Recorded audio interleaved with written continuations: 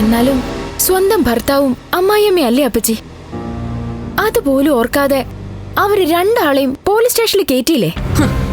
എന്റെ മോളെ ഇതിലും നല്ലത് അവളെ അങ്ങ് കൊല്ലുകയായിരുന്നു. മൂത്ത മോളെ വളർത്തി വഷളാക്കിയത് അവളെ ഒറ്റ ഒരുത്തിയാ. അവളുടെ അമ്മയും മോള് കണ്ടിട്ടില്ലേ? ഓടുത്തൊരുങ്ങിയാ എപ്പോഴും നടക്കുന്നത്.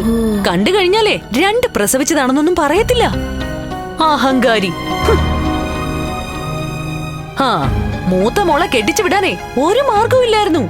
എന്നിട്ട് അവള് തന്ത്രപൂർവ്വം അവളുടെ മോളെ ഇങ്ങോട്ട് വിട്ടതാ. അതുകൊണ്ടേ അവളുടെ മോൾക്ക് ഇപ്പൊ കോടികളുടെ സ്വത്ത് കിട്ടി.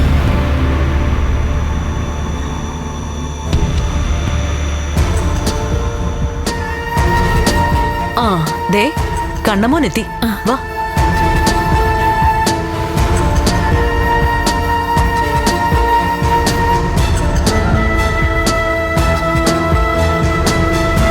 എടാ മോനെ, നീ കാര്യങ്ങളൊക്കെ അറിഞ്ഞായിരുന്നല്ലോ?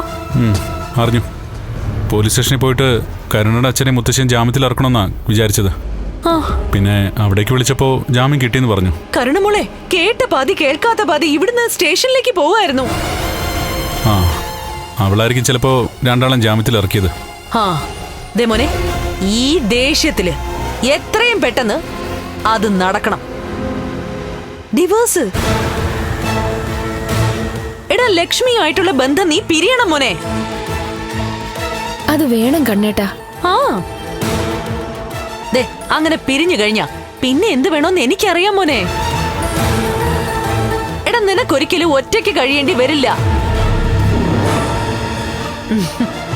ജീവിതകാലം മുഴുവനേ നിനക്കൊരു കൂട്ടുണ്ടാവും. അതേപ്പറ്റിയൊക്കെ ചിന്തിക്കണമെങ്കിൽ ഡിവോഴ്സ് നടക്കണമല്ലോ അമ്മേ. ഞാനതിന് തയ്യാറാ.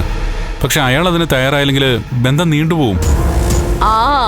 അവളോട് പറയണം, അവള് മാനവും മര്യാദയുള്ളവളാണെങ്കിലേ ബന്ധം പിരിയണോന്ന്. അപ്പോഴൊരു കുഴപ്പമുണ്ട്. അവക്കിപ്പോ പകുതി സ്വത്ത് ഞാൻ എഴുതി കൊടുത്തിരിക്കുക. അത് പിന്നെ തിരിച്ചു വാങ്ങിക്കാൻ പറ്റില്ല. കണ്ണേട്ടന്റെ കുഞ്ഞല്ലല്ലോ അവളുടെ വയറ്റിലുള്ളത്. അതൊക്കെ ശരിയാ സ്വാതി. എന്തൊക്കെ പറഞ്ഞാലും ഭാര്യയും ഭർത്താവും തമ്മിൽ ബന്ധം പിരിയുമ്പോ ആണ് പെണ്ണിന് കോമ്പൻസേഷൻ കൊടുക്കേണ്ടി വരും. അയ്യോ, ഇവിടിപ്പോ അതല്ല സ്ഥിതി. എന്റെ ബുദ്ധിമോശം കൊണ്ട് ഞാൻ പകുതി സ്വത്ത് അയാളുടെ പേരിൽ എഴുതി വെച്ചു പോയി. അതൊരിക്കലും ഇനി കോടതി തിരിച്ചെഴുതി തരാൻ പറയത്തില്ല. എന്റെ ദൈവമേ, എടാ നിനക്ക് പറ്റിയൊരു പറ്റേ. സംഭവിച്ചു പോയി. ഇനിയിപ്പോ തന്ത്രപരമായിട്ട് അതെങ്ങനെയെങ്കിലും കൈക്കലാക്കാൻ നോക്കണം. എടാ, നിന്നെ കല്യാണം കഴിച്ചിട്ടേ അന്യന്റെ കുഞ്ഞാണ് അവളുടെ വയറ്റിൽ കിടക്കുന്നതെന്ന് പറഞ്ഞാലേ അത് കോടതിക്ക് മനസ്സിലാവത്തില്ലേ? അമ്മേ, കോടതിയൊക്കെ എപ്പോഴും സ്ത്രീകൾക്കാ മുൻഗണന കൊടുക്കുന്നത്. അങ്ങനെ വരുമ്പോ അവർക്ക് മറ്റ് പല കാര്യങ്ങളും കോടതിയിൽ പറയാൻ പറ്റും. എന്ത് കാര്യങ്ങള്? അത് പിന്നെ കല്യാണം കഴിയുന്നതിന് മുമ്പ് എനിക്ക് കുട്ടികൾ ഉണ്ടാവുമെന്നും കുടുംബജീവിതം നയിക്കാൻ പറ്റുമെന്നൊക്കെ പറഞ്ഞിട്ടാ കല്യാണം നടത്തിയെന്നൊക്കെ അയാളുടെ വക്കീൽ പറഞ്ഞാ. അല്ലെന്ന് പ്രൂവ് ചെയ്യാൻ നമ്മുടെ കയ്യിൽ എന്തെങ്കിലും എവിഡൻസ് ഉണ്ടോ?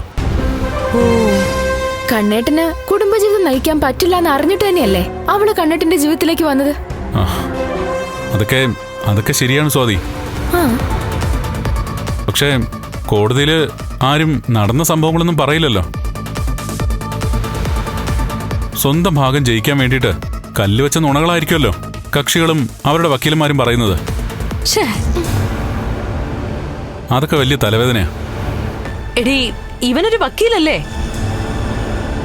അതുകൊണ്ട് ഇവൻ പറയുന്നതൊക്കെ 100% സത്യമായിരിക്കും. എടാ, പിന്നെ എങ്ങനെയാ മാരണത്തെ ഒന്ന് ഒഴിവാക്കൂടാ? അതായിപ്പോ ഞാനും ആലോചിക്കുന്നേ. എന്റെ ഭാഗ്യക്കേടിന് ആ സമയത്ത് മേഘം കിടപ്പിലാവുകയും ചെയ്തു. എന്തെങ്കിലും വഴി ഒത്തുവരുമേ.